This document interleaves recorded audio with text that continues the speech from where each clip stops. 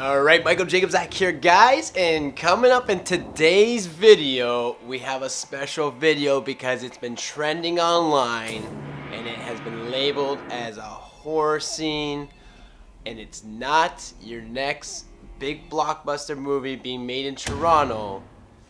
You might want to keep the lights on for this one. Hold on to your bed sheet, because we will be talking about what has the internet shocked and appalled with Toronto real estate. Coming up next. It's me, honey.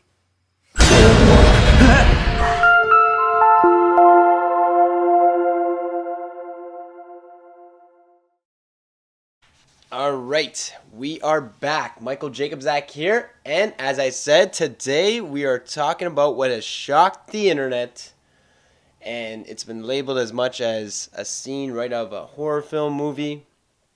And we will go through what the internet is basically up in arms about. So basically, it's the red house in the middle. As you see on the outside, doesn't look too bad. You know, the house on the right has obviously been updated. So and the one on the left is not too bad either. So the red house is the house in question, but it's not the front that everyone's talking about. It is obviously the inside. So as you can see, it hasn't been updated. I don't even think it's been lived in for the last couple of years, because as we go through these pictures, we will see that it literally looks like they filmed, a scary movie here, because as you can see, it is in pretty rough condition.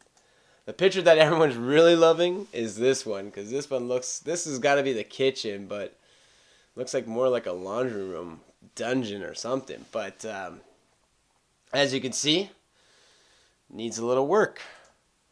If we keep moving, this is pretty much the theme throughout the house. So anyone coming in here, I don't know if those hardwood floors are reusable, but there you go. Nice washroom. Could definitely film Saw Part 9 or whatever part they're at in this house. And the backyard, not too bad. Like, the outside is not too bad. But the reason why this is getting so much attention is because, for one, it's in Trinity Bellwoods. So where Trinity Bellwoods is between Dundas Street and Bathurst, Queen, and Ossington Avenue. So this is an inner city neighborhood. But the reason why the internet is going nuts is because this property is listed at $750,000. Now, to me, for anyone that doesn't know Toronto real estate, obviously that's going to seem like a big number, but Trinity Bellwoods neighborhood, I pulled up some stats, so we're just going to go through the overview of 2017. We're not including condos sales in this, but these are all low density, so this would be a makeup of row houses, townhouses, semi-detached, detached, and then there's an other, which is like vacant land, or duplexes fall into that. So basically, total sales for 2017 were 110. So the house that we're looking at is a townhouse, right? So there was 43 sales last year, semi-detached 47, detached 16, and other, as I said, which is mainly duplexes, 4. So the average price with all those sales was $1.3 million. The medium is 1.2, just under 1.3. Average days on market is 15, so this neighborhood sells, and it sells quite fast. The breakdown is medium sale price of townhouses at 1.1. The average days as well is 15. Semi-detached is 1.2. And then average days on market for that is 16, so very close. And then detached jumps up to 1.6 million, which is average 17 days on the market. Now, detached homes don't make up a huge portion of the sales, so that's why they do jump up, because it's a lot more smaller homes in this neighborhood. Now, The reason why everyone's up in arms is like 750,000 seems like a lot.